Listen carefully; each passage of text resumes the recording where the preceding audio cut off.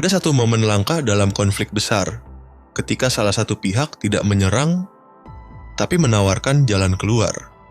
Menurut laporan terbaru, Iran mengajukan kesepakatan baru kepada Washington, membuka kembali Selat Hormuz, mengakhiri perang yang Yang paling menarik, menunda pembicaraan nuklir ke tahap berikutnya.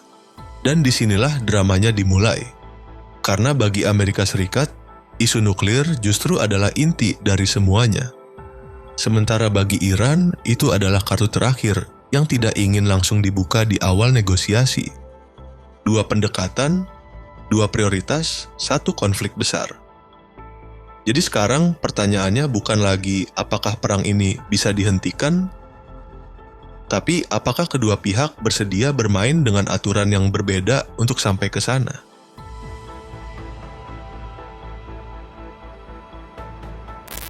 Dalam 10 hari terakhir, hanya puluhan kapal, diperkirakan sekitar 30-50 kapal yang berani melintas di Selat Hormuz. Angka ini sangat kecil jika dibandingkan dengan kondisi normal, di mana jalur ini biasanya dilalui lebih dari 1.200 kapal dalam periode yang sama. Artinya, yang terjadi bukan sekadar penurunan lalu lintas, tapi hampir mendekati stagnasi total. Aktivitas yang tersisa hanya berasal dari segelintir kapal dengan toleransi risiko tinggi.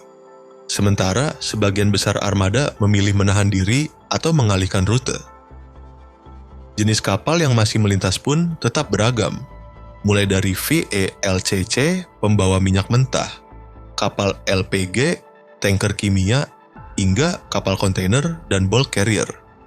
Keragaman ini justru menunjukkan satu hal, yang bergerak bukan arus normal, melainkan sisa aktivitas yang sangat selektif. Bendera kapal pun berwarna-warni, dari yurisdiksi seperti Curaçao dan Comoros hingga pola registrasi tidak transparan yang sering dikaitkan dengan upaya menghindari pembatasan atau sanksi. Tujuan mereka relatif konsisten. Pelabuhan energi utama seperti Fujairah dan Khorfakan di Uni Emirat Arab, Sohar di Oman, hingga Basrah di Irak. Ini menunjukkan bahwa distribusi energi belum sepenuhnya berhenti, hanya berjalan dalam kapasitas minimum. Bahkan ketika ada klaim bahwa sebagian kapal diputar balik oleh pihak militer, data pergerakan menunjukkan gambaran yang lebih kompleks. Ada yang mundur, tapi ada juga yang tetap melanjutkan perjalanan. Situasi ini semakin rumit ketika melihat respon sekutu. Inggris memilih fokus menjaga jalur tetap terbuka ketimbang terlibat dalam pembatasan. Prancis menekankan jalur diplomasi bukan operasi langsung. Sementara Australia mendapat sorotan karena dianggap tidak sepenuhnya sejalan. Dan Arab Saudi mulai memberi sinyal pendekatan yang lebih mandiri.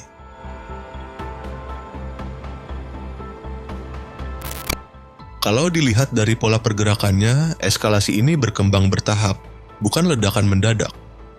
Setelah blokade diumumkan, Amerika Serikat langsung menggeser fokus ke laut terbuka. Jalur di sekitar Selat Hormuz dipenuhi patroli, sensor, dan pengawasan berlapis.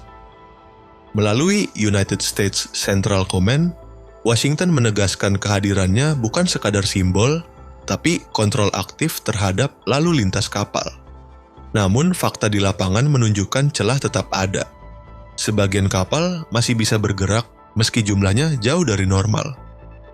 Pendekatan berikutnya tidak lagi hanya soal laut.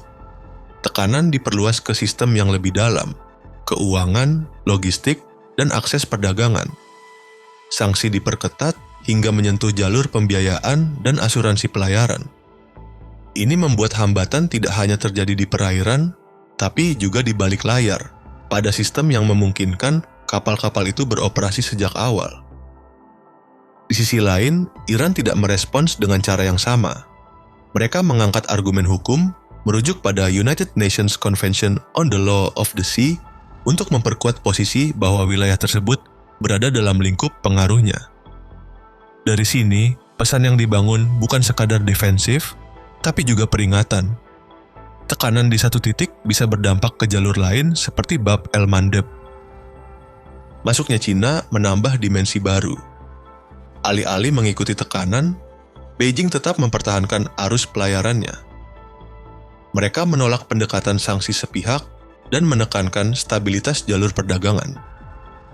Mengingat ketergantungan energinya, langkah ini lebih dari sekadar posisi politik. Ini soal kepentingan langsung. Sementara itu, eskalasi militer terus bergerak naik. Penambahan ribuan personel AS disertai penempatan kapal induk dan unit tempur menunjukkan bahwa opsi yang disiapkan tidak lagi terbatas pada pencegahan. Di waktu yang hampir bersamaan, Rusia mulai mengeluarkan peringatan terbuka, menyiratkan bahwa dinamika di balik layar mungkin lebih besar dari yang terlihat di permukaan.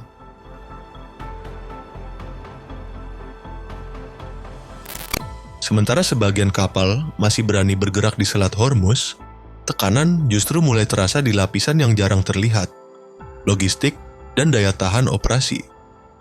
Di atas laut, laporan dari kapal induk seperti USS Abraham Lincoln dan USS Tripoli menggambarkan realitas yang berbeda dari citra kekuatan militer.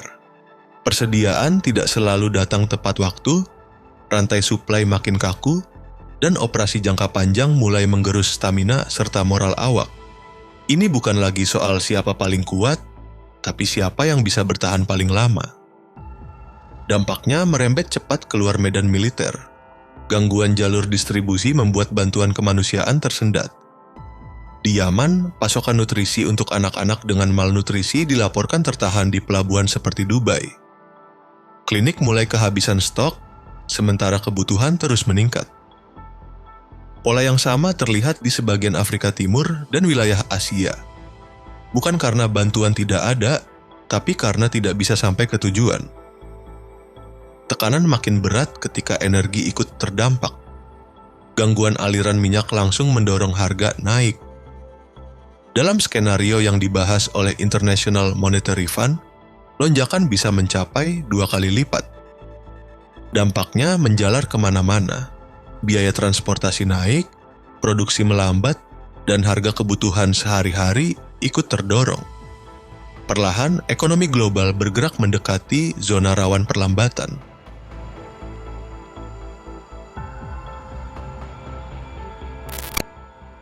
Di tengah kondisi ini, diplomasi kembali muncul, tapi dengan nada yang berbeda. Iran mulai memposisikan diri bukan hanya sebagai pihak yang merespons tekanan, tapi juga sebagai penentu syarat. Negosiasi, menurut mereka, harus punya kerangka jelas dan komitmen konkret. Bahkan muncul wacana baru soal pengaturan lalu lintas di Hormuz, termasuk kemungkinan mekanisme biaya transit. Yang terlihat sekarang bukan lagi satu krisis tunggal, melainkan lapisan-lapisan tekanan yang saling bertumpuk, militer, logistik, kemanusiaan, hingga ekonomi global, semuanya terhubung oleh satu jalur sempit yang belum sepenuhnya pulih. Di titik ini, dunia seperti berdiri di persimpangan tajam. Jika Iran benar membuka kembali Selat Hormuz, napas perdagangan global bisa pulih dan ruang diplomasi kembali terbuka. Tapi, sinyal dari Donald Trump menunjukkan jalur sebaliknya masih terbuka. Blokade berlanjut, bahkan opsi militer belum sepenuhnya ditutup. Satu langkah kecil bisa menggeser dunia dari mereda ke krisis yang jauh lebih besar.